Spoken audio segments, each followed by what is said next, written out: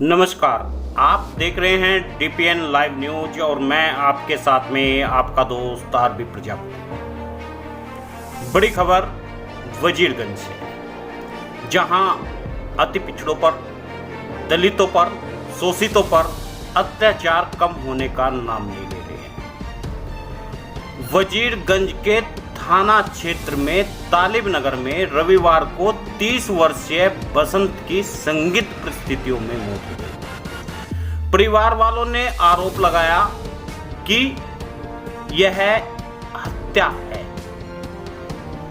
Postmortem के लिए शव को भेज दिया गया है, लेकिन अभी तक पुलिस मामले से बचने की पूरी जोर से कोशिश कर रही है।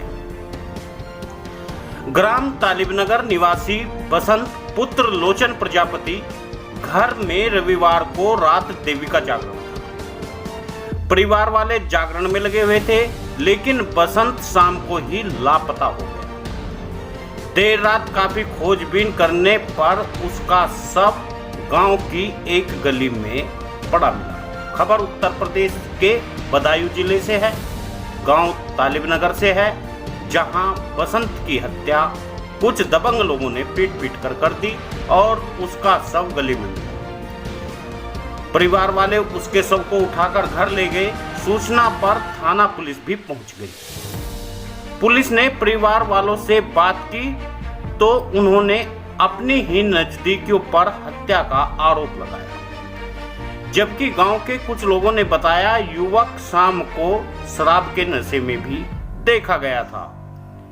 वह शराब पीने का आदी भी था। युवक की पत्नी सीमा का आरोप है उनके पड़ोसी बसंत ने उन्हें पहले शराब पिलाई और फिर 2 बीघा जमीन का बैनामा करा लिया था। उसका कोई रुपया नहीं दिया, उसे जान से मारने की धमकी दी थी, इसलिए उसे अब मार दिया गया। भाई श्रीपाल ने आरोपी के खिलाफ तहरीर दी। पुलिस ने जांच के बाद कार्यवाही का आश्वासन दिया। अब देखना यह होगा, क्या बसंत को न्याय मिल पाता है? क्या बसंत की हत्या पीटकर की गई? इससे पहले उनके पड़ोसी ने 2 बीघा जमीन का बैनामा उसे शराब पिला करके करा लिया था, लेकिन अभी भी उत्तर प्रदेश में लगातार समाज के ऊपर लगातार अत्याचार पर अत्याचार होता हुआ दिखाई दे रहा है, मगर न सरकार सुन रही है और न ही सुन रहा है यहाँ का आवाम।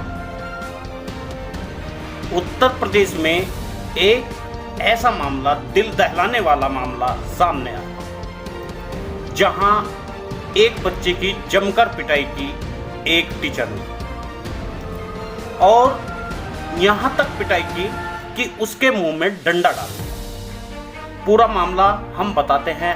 मामला प्रयागराज का है। महिला टीचर ने बच्चे को पहले बुरी तरह पीटा, फिर भी गुस्सा शांत न हुआ तो उसके मुंह में डंडा डाल दिया।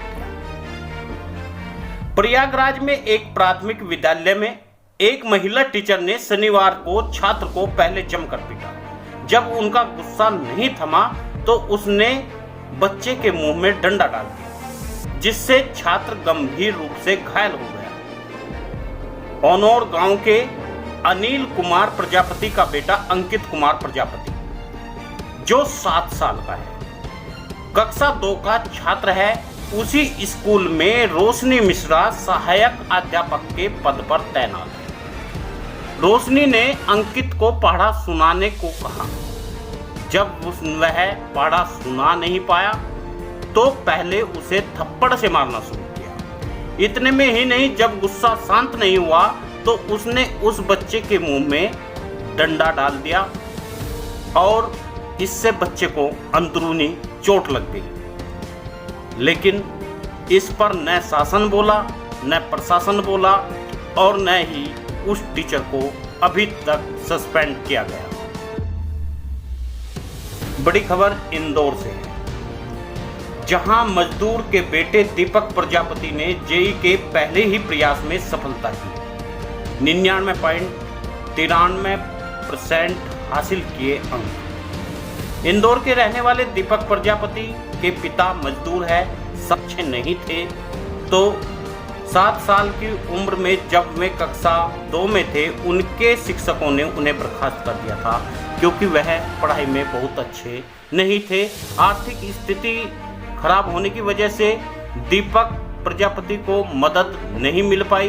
दीपक की सफलता के इसमें लोगों की एक प्रेरणा का उद्देश्य बन गए। जेईई की सफलता में दीपक प्रजापति के पिता राम इकबाल प्रजापति वेल्डर के रूप में काम करते हैं, लेकिन उनके पास में स्थायी काम नहीं है। वे जीवन यापन की विषम परिस्थितियों में काम करते हैं। शुरुआती झटके के बाद में दीपक प्रजापति ने अपनी पढ़ाई में लगातार सुधार किया। दीपक प्रजापति अपनी पढ़ाई में 10वीं की कक्षा में 96% अंक प्राप्त किए। इस दौरान सरकारी काउंसलर का ध्यान में आए और उन्होंने अपने कैरियर दिखाए।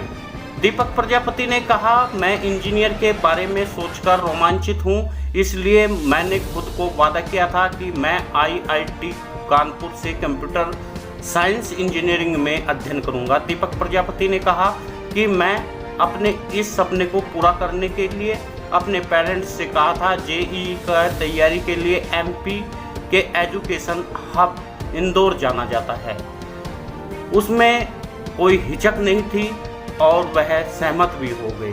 जेईई की तैयारी में दीपक ने 13 से 14 घंटे तक पढ़ाई की। उन्होंने कहा कि मैं इन दौरान सोशल मीडिया से दूर हूं और मुझे लगता है कि ब्रेक की ज़रूरत है। मैं बैडमिंटन, फुटबॉल खेलता हूं।